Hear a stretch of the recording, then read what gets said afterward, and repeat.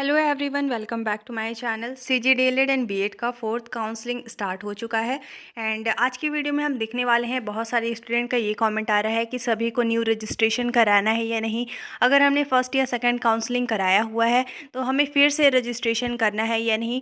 Second important thing कि बहुत सारे स्टूडेंट का ये कॉमेंट आ रहा है कि हमारा ID इनएक्टिव बता रहा है, हम वहाँ पर लॉग इन नहीं कर पा रहे हैं। तो आज की वीडियो में हम डिटेल से देखने वाले हैं। साथ ही देखिए बहुत सारे स्टूडेंट का ये कमेंट आ रहा है कि रोल नंबर ऑलरेडी एग्जिस्टेड बता रहा है, हम रजिस्ट्रेशन नहीं कर पा रहे हैं, तो इसका क्या रीज़न है। तो साथ ही हम देखने वाले हैं कि फोर्थ काउंसलिंग का लास्ट डे कब है रजिस्ट्रेशन का। इससे पहले आपको रजिस्ट्रेशन करा लेना है, ठीक है। अब देखिए सबसे पहले अगर हम बात करें तो ये है आपका लेटेस्ट अपडेट, इसको आप ध्यान से समझिएगा। यहाँ पे देखिए बताया गया है कि बीएड डीएड की 21,000 सीटें, आवेदन 80,000, थर्ड राउंड के बाद भी अभी 1,420 यानी 1,420 सीटें अभी भी खाली है। अब देखिए यहाँ पे पूरा फोर्थ काउंसलिंग का शेड्यूल बताया गया है। यहाँ पे देखिए बताया गया है प्रदेश के कॉलेज में बीएड डीएड की जितनी सीटें हैं उसकी तुलना में एडमिशन के लिए अधिक आवेदन मिले। इसके बाद भी 6 लिस्ट में पूरी सीटें नहीं भर पाई है, अभी 1,120 खाली हैं। इसे लेकर अब आखिरी चरण की काउंसलिंग होगी। इसमें 3 लिस्ट जारी होंगे। तो आपको पता होगा कि जैसे फर्स्ट काउंसलिंग हो, सेकेंड काउंसलिंग हो या फिर थर्ड काउंसलिंग हो, उसमें केवल आपके 2 मेरिट लिस्ट जारी होते थे, लेकिन इस बार आपका फोर्थ काउंसलिंग में 3 मेरिट लिस्ट जारी किया जाएगा। इसमें देखिए लास्ट मेरिट लिस्ट तक कट ऑफ काफ़ी डाउन जा सकता है, इसलिए सभी स्टूडेंट को रजिस्ट्रेशन जरूर कराना है। यहाँ पे देखिए फिर आपका बताया गया है, इसे लेकर SCERT से शेड्यूल जारी किया गया है। तो देखिए मैंने डिटेल में बताया हुआ है कि फोर्थ काउंसलिंग का क्या प्रोसेस होने वाला है, कब तक आपको रजिस्ट्रेशन कराना है, कब आपका मेरिट लिस्ट जारी होगा। तो वो वीडियो आप जरूर देखिएगा। इसके लिए आप मेरे टेलीग्राम ग्रुप में भी ज्वाइन हो सकते हैं, साथ ही मैं डिस्क्रिप्शन में लिंक दे दूंगी, आपको वहाँ से देख लेना है, या फिर आप मेरे चैनल में विजिट करके इसको अच्छे से समझ लीजिएगा, देख लीजिएगा, ठीक है।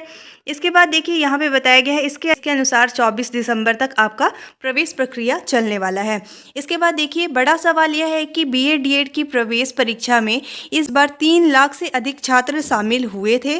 काउंसलिंग में भी बड़ी संख्या में छात्रों ने विकल्प फॉर्म भरा था। इसके बाद भी 6 लिस्ट में सीटें क्यों नहीं भर पाई है। जानकारी के मुताबिक प्राइवेट कॉलेज ही नहीं, सरकारी कॉलेज जहां फीस कम है उसकी सीटें भी खाली है। फिर देखिए यहाँ पे आपका बताया गया है, इसे लेकर जानकारों का कहना है कि शुरुआत में कई ऐसे अभ्यर्थी थे जिन्हें सीटें मिली, लेकिन उन्होंने पसंदीदा कॉलेज की उम्मीद में प्रवेश नहीं लिया। इसका मेन रीज़न देखिए ये भी है कि बहुत ज़्यादा फीस की डिमांड की जा रही है हर कॉलेज में, अभी भी बहुत ज़्यादा फीस की डिमांड चल रही है, इसके लिए कोई भी एक्शन नहीं लिया गया है। ये भी रीज़न है कि अभी तक बहुत सारे स्टूडेंट एडमिशन नहीं ले पाए हैं।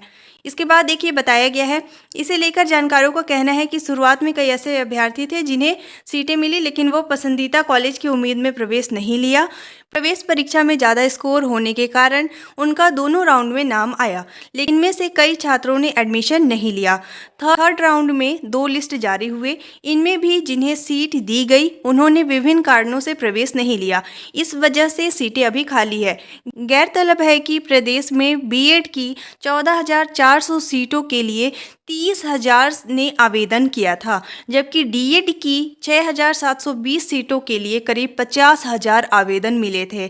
इसके अनुसार 3 चरणों की काउंसलिंग हुई, प्रत्येक चरणों में 2-2 लिस्ट जारी हुए। इस चरण में जितनी सीटें थी वे पूरी आवंटित की गई। इसके बाद भी बीएड में 850 और डीएड में 570 सीटें अभी खाली रह गई हैं। इसके बाद देखिए यहाँ पे आपका सबसे इंपॉर्टेंट चीज़ बताया गया है कि एक ही कॉलेज का विकल्प देना होगा। देखिए बहुत सारे स्टूडेंट का ये कमेंट आ रहा था कि एक से ज़्यादा कॉलेज सिलेक्ट कर सकते हैं या नहीं। तो यहाँ पे आपका बताया गया है कि केवल एक ही कॉलेज आप सिलेक्ट कर सकते हैं जहाँ आपको एडमिशन लेना है। अब अगर हम बात करें कि आपको काउंसलिंग या रजिस्ट्रेशन कब तक कर लेना है, तो देखिए यहाँ पर बताया गया है 10 दिसंबर के शाम 5 बजे तक आप न्यू रजिस्ट्रेशन कर सकते हैं।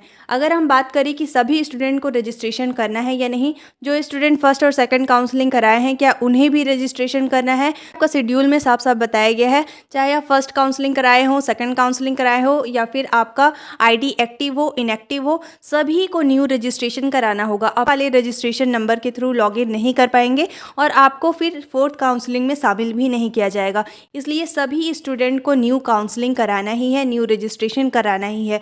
किस तरीके से कराना है मैंने स्टेप बाय स्टेप प्रोसेस बताया हुआ है। आपको न्यू रजिस्ट्रेशन करना है, किस तरीके से पेमेंट करना है, सारा चीज़ मैंने वीडियो में एक्सप्लेन किया है, तो वो वीडियो आप ज़रूर देखिएगा। एंड टेलीग्राम ग्रुप से आपको ज्वाइन हो जाना है। इसके बाद देखिए यहाँ पे आपका बताया गया है कि इस बार छात्रों को केवल एक ही कॉलेज विकल्प देना होगा। केवल आप एक ही कॉलेज यहाँ पे सिलेक्ट कर सकते हैं, यानी वे जिस कॉलेज में प्रवेश चाहते हैं उसका नाम देना होगा। आप जिस भी कॉलेज में एडमिशन लेना चाहते हैं, अब देखिए मोस्ट इंपॉर्टेंट थिंग ये है कि आप जिस कॉलेज में एडमिशन ले पाएंगे आपको वही कॉलेज सिलेक्ट करना है। ऐसा नहीं है कि कहीं भी आप देखिए कि बहुत ज़्यादा वैकेंट सीट है, उसके अकॉर्डिंग आप चूज़ कर लिए, उसके बाद आपको कॉलेज अलॉट होगा, फिर आप वहाँ पर एडमिशन नहीं लेंगे। आपको इस बार कॉलेज अलॉट होता है और आप अगर एडमिशन नहीं लेते हैं तो आपको काउंसलिंग से बाहर कर दिया जाएगा। इसलिए आपको वही कॉलेज सिलेक्ट करना है जहाँ पे आप एडमिशन ले पाएंगे, ठीक है। अब देखिए यहाँ पे सबसे इम्पॉर्टेंट चीज़ क्या बताया हुआ है, जिन्होंने पहले आवेदन किया है उन्हें भी विकल्प फॉर्म भरना होगा। आप सभी को रजिस्ट्रेशन तो करना है, बट ऐसे स्टूडेंट जो पहले फर्स्ट काउंसलिंग या सेकंड काउंसलिंग करा चुके हैं, आपको अलग से पेमेंट करने की रिक्वायर्ड नहीं है। बट ऐसे स्टूडेंट जो पहली बार काउंसलिंग करा रहे हैं, आपको अलग से पेमेंट करना होगा, ठीक है। यहाँ पे आपका बताया हुआ है। इसके बाद देखिए यहाँ पे बताया हुआ है, इस राउंड में पहली सूची आपका 12 दिसंबर को जारी होगा, जो कि आपका फर्स्ट मेरिट लिस्ट होगा फोर्थ काउंसलिंग का। इसके अनुसार 16 दिसंबर तक आपको एडमिशन लेना होगा। दूसरी लिस्ट आपका 19 तारीख को जारी होगा। इसके अनुसार 20 तारीख तक आपको प्रवेश लेना होगा। इसके बाद देखिए थर्ड मेरिट लिस्ट आपका 23 दिसंबर को जारी होगा। 24 तारीख तक आपको जाकर वहां एडमिशन ले लेना है। इसके बाद देखिए शिक्षा सत्र 2024-25 के अनुसार प्रवेश के लिए आखिरी काउंसलिंग होगी। आपको पता होगा कि हर बार कभी भी फोर्थ काउंसलिंग नहीं हुआ है, बट यस आपका ओपन काउंसलिंग होता था। फर्स्ट सेकेंड थर्ड काउंसलिंग होने के बाद जितने भी सीट रह जाते थे उस बेसिस पर आपका ओपन काउंसलिंग होता था, जिसमें आपको कॉलेज में जाकर पता करना होता था कि कितने सीट वैकेंट है, उस बेसिस पर आपका एडमिशन होता था। बट इस बार आपका SCRT के साइड से ही मेरिट लिस्ट जारी किया जाएगा। पता है कि केवल 2 ही मेरिट लिस्ट जारी होते हैं, बट अभी आपका 3 मेरिट लिस्ट आने वाला है। पर देखिए ये तभी पॉसिबल है जब सीट वैकेंट हो। अगर मान लीजिए फर्स्ट और सेकंड मेरिट तक सीट फुल हो गए तो आपका थर्ड मेरिट लिस्ट जारी नहीं होगा, ठीक है।